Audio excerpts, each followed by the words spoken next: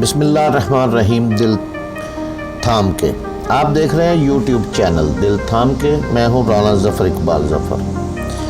آج ہم خبروں کے علاوہ چھوٹی چھوٹی خبریں جو ہوتی ہیں وہ بھی اگر ویڈیو زیادہ لمبی نہ ہوئی تو ان پر ڈسکس کریں گے، لیکن سب سے اہم بات جو ہم کرنے جا رہے ہیں وہ ہے جو ہمارا اصل بنیاد ہے اس پر آج بات۔ سیرت النبی کانفرنس میں وزیر اعظم نے مسلمانوں کے دل کی بات کی ہے اور جس تیزی سے ہم پستی کی طرف سفر کر رہے ہیں اس کو روکنے کے لیے اصل جڑ کو پکڑ کر اس کا علاج بتایا ہے، اور یہ بہت ضروری ہے جسے ہر مسلمان کے لیے سننا بھی ضروری ہے، اور اس پر اسے ہمیں اپنے دل سے ہمیں یہ سوچنا چاہیے کہ کیا یہ بات درست ہے، اور درست ہے تو پھر اس پر عمل بھی کرنا چاہیے۔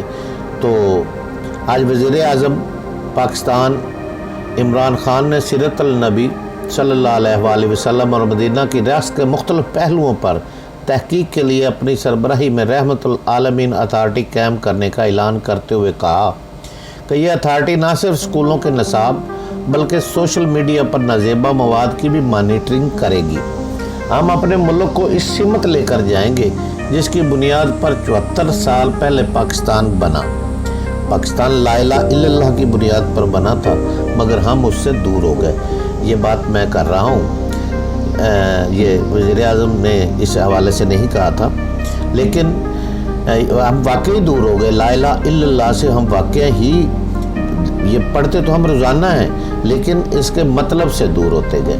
بچوں کو اپنی ثقافت سے متعارف کرانے کے لیے کارٹون سیریز بنائیں گے۔ وزیر اعظم نے کہا مدینہ کی ریاست کے اصولوں پر چلیں گے تو ملک ترقی کرے گا۔ وہ اتوار کو یہاں عشرہ رحمت العالمین صلی اللہ علیہ وسلم کی مرکزی تقریب سے خطاب کر رہے تھے۔ وزیر اعظم نے کہا کہ عشرہ رحمت العالمین صلی اللہ علیہ وسلم کے آغاز پر وہ فخر محسوس کرتے ہیں۔ جب بھی کوئی معاشرہ ترقی کے راستے پر گامزن ہوتا ہے تو اس کی بنیاد مدینہ کی ریاست کے اصولوں پر عمل ہے۔ مدینہ کی ریاست کے اصولوں پر چلیں گے تو ملک ترقی کرے گا۔ اسلامی فلاحی ریاست بننا پاکستان کے لیے ناگزیر ہے۔ مدینہ کی ریاست کی بنیاد انسانیت اور انصاف کا نظام ہے۔ طاقتور کبھی انصاف نہیں چاہتا بلکہ وہ NRO چاہتا ہے۔ فیکٹ آئی مشین کے مطابق ملکوں کے غریب رہ جانے کی بنیادی وجہ کرپشن ہے۔ اوپر کی سطح پر اگر اربوں روپے کی کرپشن ہو رہی ہو تو کلرک اور پٹواری کو پکڑنے سے کرپشن ختم نہیں ہوگی۔ چین نے وزیروں سمیت 450 سے زائد لوگوں کو جیلوں میں ڈالا۔ دنیا میں جو ممالک خوشحال ہیں وہاں قانون کی بالادستی ہے۔ انہوں نے کہا کہ میں نے بہت تاخیر سے سیرت النبی صلی اللہ علیہ وسلم کا مطالعہ شروع کیا۔ میں روزانہ اپنی زندگی کا تنقیدی جائزہ لیتا ہوں۔ پاکستان کا سب سے بڑا مسئلہ قیادت کا فقدان ہے۔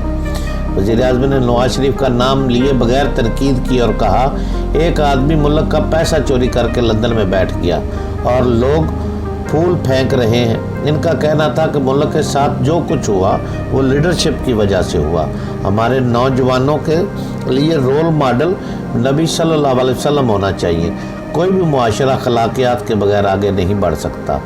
نبی آخر الزمان صلی اللہ علیہ وسلم نے سب سے زیادہ زور تعلیم پر دیا۔ خواتین اور مرد دونوں کی تعلیم پر زور دیا۔ 500 سال تک دنیا میں بڑے سائنسدان مسلمان تھے۔ ان کے پاس دنیاوی اور دینی دونوں علوم تھے۔ وزیر اعظم نے کہا کہ ہمیں اپنے بچوں کو یہ پڑھانا ہے کہ ان کے رول ماڈل کون ہونا چاہیے۔ زندگی گزارنے کے دو بڑے راستے ہیں، ایک نجائز دولت جمع کرنا اور دوسرا نبی صلی اللہ علیہ وسلم کی سیرت اپنانا۔ اسلام انسانیت کو اکٹھا کرنے کا دین ہے۔ وزیر اعظم نے کہا کہ 25 سال قبل جب سیاست میں قدم رکھا تو اس وقت سے ہی انسانی فلاحی ریاست کے لیے جدوجہد شروع کی۔ قرارداد مقاصد میں ہمارے آباء و اجداد نے پاکستان کا مقصد بتایا۔ اگر ہم نے اپنے ملک کو ترقی کے راستے پر گامزن کرنا ہے تو ہمیں نبی صلی اللہ علیہ وسلم کی تباہ کرنا ہوگی۔ وزیر اعظم نے کہا کہ نبی صلی اللہ علیہ وسلم کی زندگی عظمت کا راستہ ہے۔ ان کے راستے پر چلنے کا حکم ہماری بہتری ہے۔ ہمیں قرآن کو سمجھنے کی ضرورت ہے۔ حضرت محمد صلی اللہ علیہ وسلم تمام انسانوں اور جہانوں کے لیے رحمت بن کر آئے۔ اس دور میں انصاف کا اس قدر بول بالا تھا کہ خلیفہ وقت حضرت علی ایک یہودی سے کیس ہار گیا۔ انہوں نے کہا کہ ہمیں کرپشن روکنے کے لیے معاشرے کو متحرک کرنا ہوگا۔ کرپشن عوام کا پیسہ چوری کرنا है। करप्शन के खिलाफ पूरा मुआशरा लड़ता है। अकेली हुकूमत कितनी करप्शन पकड़ सकती है। जिस तरह उन्होंने क्रिकेट में गैर जानबदार अंपायर मुतारफ़ कराए, इसी तरह इंतखाबात को शफाफ बनाने के लिए इस्लाहात ला रहे हैं। पोलों के बाद और नतीजे के ऐलान के दरमियान असल धांधली होती है। इसकी रोकथाम के लिए बेहतरीन हल इलेक्ट्रॉनिक वोटिंग मशीन है। 1970 के पाकिस्तान में होने वाले तमाम इंतखाबात में हारने वालों की जानिब से धांधली का इल्ज़ाम लगाया गया। इंतखाबात में धांधली करने वाले नहीं चाहते कि निज़ाम बेहतर हो। वज़ीर-ए-आज़म ने कहा कि रहमतुल आलमीन अथॉरिटी बनाई जाएगी जिसके सरपरस्त आला वो खुद होंगे, जबकि कुरान पाक की तफसीर के लिए नुमायां मुकाम रखने वाले स्कॉलर को उसका चेयरमैन बनाया जाएगा। उसके ऊपर एक इंटरनेशनल एडवाइजरी कमीशन बनेगा। ये अथॉरिटी दुनिया के सामने इस्लाम का हकीकी चेहरा पेश करेगी। स्कूलों के निसाब को बेहतर बनाने के लिए भी ये अथॉरिटी इकदाम तजवीज़ करेगी। इस अथॉरिटी के तहत यूनिवर्सिटियों की सतह पर रिसर्च को फ़रोग़ दिया जाएगा। 625 सन और 636 सन तक ऐसा क्या हुआ कि अरब दुनिया के हुक्मरान बन गए। इस हवाले से भी तहकीक करके दुनिया को आगाह करेंगे। उन्होंने कहा यह अथॉरिटी मगरब तहजीब के मुआशरे पर असरात, इसके नुकसानात और फ़वाइद पर भी तहकीक करेगी। रहमतुल आलमीन अथॉरिटी में दुनिया भर के स्कॉलर शामिल होंगे। सोशल मीडिया की मॉनिटरिंग के लिए एक रुकन को जिम्मेदारी दी जाएगी। उन्होंने कहा यह अथॉरिटी नबी सल्लल्लाहु अलैहि वसल्लम की ज़िंदगी के मुख्तलिफ पहलुओं में से तयन करेगी कि इन में से बच्चों को कौन सा सबक देना है और बड़ों को क्या पढ़ाना है। वज़ीर-ए-आज़म ने कहा कि इस्लाम में ग़ुलाम को भी अपने ख़ानदानों के अफराद की तरह रखने का दर्स दिया गया। यही वजह है कि इस इक़दाम से ये ग़ुलाम बादशाह बन गए। अमेरिका में आज भी सियाफ़ा मुआशरे का हिस्सा नहीं बन सके। ये इस्लाम ही था जिसने अफ्रीका को लोगों को मुसावी हकूक़ दिए। घरेलू मुलाज़मीन के हकूक़ का तहफ़्फ़ुज़ सबकी ज़िम्मेदारी है। वज़ीर-ए-आज़म ने फाशी को अहम मुशारती बुराई करार देते हुए कहा जब भी हम फाशी की बात करते हैं तो अपने आप को लिबरल कहने वाला एक तबका इस पर शोर मचाता है। फाशी के असरात ख़ानदानी निज़ाम पर पड़ते हैं। हमें अपने नौजवानों को इसके मुशर्रती असरात से आगाह करना होगा। मोबाइल फ़ोन ने पूरी दुनिया बदल दी। इसमें ऐसा मवाद मिलता है जिसकी तारीख़ में मिसाल नहीं मिलती। ये एक चैलेंज है। हमारे दीन में कोई जबर नहीं। हमने अपने बच्चों को ये सिमत दिखानी है ताकि इन्हें पता चले किस रास्ते पर चलकर इन्हें फ़ायदा हासिल होगा। हॉलीवुड और बॉलीवुड की वजह से ख़ानदानी निज़ाम मुतासर हुआ। हम इसके मुकाबले में अपनी नौजवान नस्ल को इस्लामी तरीक़ से आगाही के लिए तुर्की से अर्तगल ड्रामा लाए।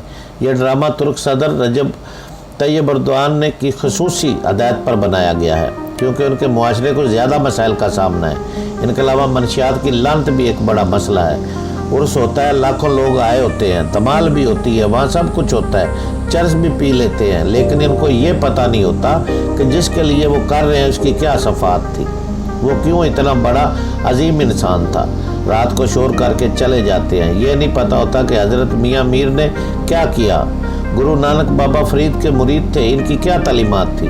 वज़ीर-ए-आज़म ने कहा कि मीडिया की बहुत बड़ी जिम्मेदारी है, वो इस ज़मन में अपना किरदार अदा करे। बच्चों को दिखाए जाने वाले कार्टून प्रोग्राम हमारी सकाफ़त से मुताबिकत नहीं रखते, उससे बच्चों की तरबियत पर असर पड़ रहा है। कसूर में होने वाले जिनसी ज़्यादती के वाक़यात की रिपोर्टिंग बड़ी खौफनाक है। जिनसी जराइम पर काबू पाने के लिए पूरे मुआशरे को किरदार अदा करना होगा। हमारे दीन में वालिदैन का रुतबा बहुत बुलंद है। बदकिस्मती से हमें वालिदैन को घरों से ना निकालने के लिए कानून बनाना पड़ा। इमरान खान ने कहा कि दूसरी बात है फाशी की। जब इंसान फाशी की बात करता है तो यहाँ एक तबका है, कहता है अपने आप को लिबरल है, वो शोर मचा देता है कि कितना बड़ा जुल्म हो गया, पता नहीं हमें पीछे लेकर जा रहे हैं। उन्होंने कहा पर्दा सिर्फ औरत या मर्द के कपड़ों की बात नहीं है, बल्कि एक मजमूई तसव्वुर है कि मुआशरे में ख़ानदान के निज़ाम को बचाने के लिए करना चाहिए। उन्होंने कहा जैसे यहाँ मगरबी असरात पड़ रहे हैं तो यहाँ बैठे लोग मगरबियत को अपना लेते हैं, लेकिन इनको पता नहीं होता कि इसके क्या असरात होते हैं। हमारे यहाँ स्कॉलरशिप होनी चाहिए थी, इसके असरात क्या हैं। उन्होंने कहा अपनी आंखों से देखा जहाँ 14 शादियों में एक तलाक होती थी, आज 70% शादियों की तलाक होती है। मैंने खुद देखा कि तलाक पर बर्बादी बच्चों पर आती है क्योंकि बच्चों को माँ बाप चाहिए। उनका कहना था मुआशरे में ख़ानदानी निज़ाम बचाने के लिए हमारे स्कॉलर्स को इस पर बात करना होगी। हमारे मुआशरे में तलाक की शरह में इजाफा तशवीशनाक है। انہوں نے کہا کابینہ اور پارلیمنٹ کے ارکان سے کہا کہ وہ اپنے اپنے علاقوں میں ربیع الاول بھرپور انداز میں منائیں۔ وزیر اعظم نے نبی صلی اللہ علیہ وسلم کی شان میں گستاخی پر ایک دانشورانہ مدلل جواب دینے کے لیے اقدامات اٹھائیں گے۔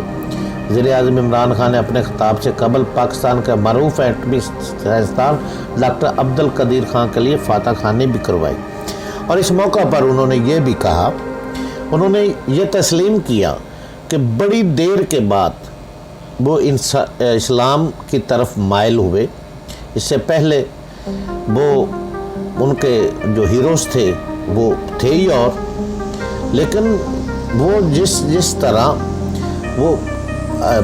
جس طرح ان کی زندگی بڑھتی گئی، وہ سوچتے گئے کہ وہ کیا ہے، مطالعہ کرتے گئے۔ انہوں نے کہا کہ میں نے جناب پھر اسلام کو پڑھا، نبی اکرم حضور صلی اللہ علیہ وسلم کو پڑھا، پوری ان کو میں نے قرآن پاک کو پھر پڑھا، اور اس مطالعہ کیا تو مجھے معلوم ہوا کہ حقیقت کیا ہے، اسلام کیا ہے، ہم کہاں بھٹک رہے ہیں، ہم اسلام سے اتنے دور کیوں ہو گئے ہیں۔ ان کا کہنا تھا کہ میں اس پر بات سوچ رہا تھا کہ بات کروں کہ نہ کروں، ان میں گو مگو کی صورتحال تھی میری، تو مجھے بشرا بیگم نے کہا کہ آپ کو اس پر بات کرنی چاہیے، یہ وہ حقائق ہیں جو آپ کو بتانے چاہیے۔ تو میں اس لیے یہ بنیادی جڑ ہے۔ تو وزیر اعظم صاحب نے اپنے بارے میں بھی بتایا، اور اصل جو حالات ہیں ان کے بارے میں بھی بتایا، اور واقعی یہ جڑ ہے۔ ہماری بکس میں سے دین نکال دیا گیا، ہماری بکس میں سے نکال دیے گئے، ہمارے ہیروز نکال دیے گئے، ہمیں جناب مغرب کے ہیروز دکھائے جاتے ہیں، وہ پڑھائے جاتے ہیں۔ تو اس طرح کیا نئے پیدا ہونے والے بچے کو جو آج پیدا ہو رہا ہے، جو پڑھ رہا ہے، اسے کیا پتہ ہے کہ مسلمانوں کا ہیرو کون تھا، اس نے کیا کیا، اس کی وہ کس طرح مسلمان جو تھے وہ انہوں نے فتح حاصل کی، مسلمانوں نے کس طرح 313 ہو کر دو اتنی بڑی طاقتوں کو انہوں نے شکست دی، مسلمان کس طرح آگے بڑھے۔ ان کو چاہیے کہ خالد بن ولید کا وہ پڑھے، مسلمان لڑکے نوجوان تاریخ کی طرف آئیں، خالد بن ولید کو پڑھے تو انہیں پتہ چلے کہ اسلام کیا ہے، جذبہ کیا ہے۔ چند ہزار کی فوج 1.5 لاکھ سے لڑ جاتی تھی، تو جذبہ کیا تھا۔ تو اس طرح انہوں نے بہت خوبصورت بات کی۔ سیرت النبی صلی اللہ علیہ وسلم کی کانفرنس میں انہوں نے حقائق بتائے، اور یہ وہ حقائق حقیقت میں ہیں جنہیں ہمیں ماننا چاہیے، اور یہ ہمارے نصاب میں ہونے چاہیے۔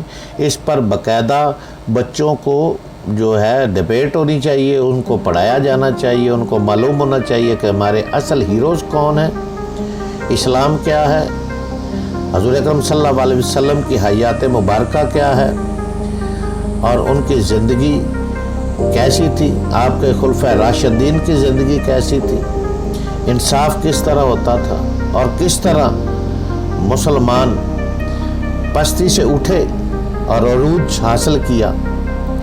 تو یہ سب انصاف کی برکت تھی، حضور اکرم صلی اللہ علیہ وسلم کی جو دانشمندانہ پالیسیاں تھیں ان کی برکت تھی۔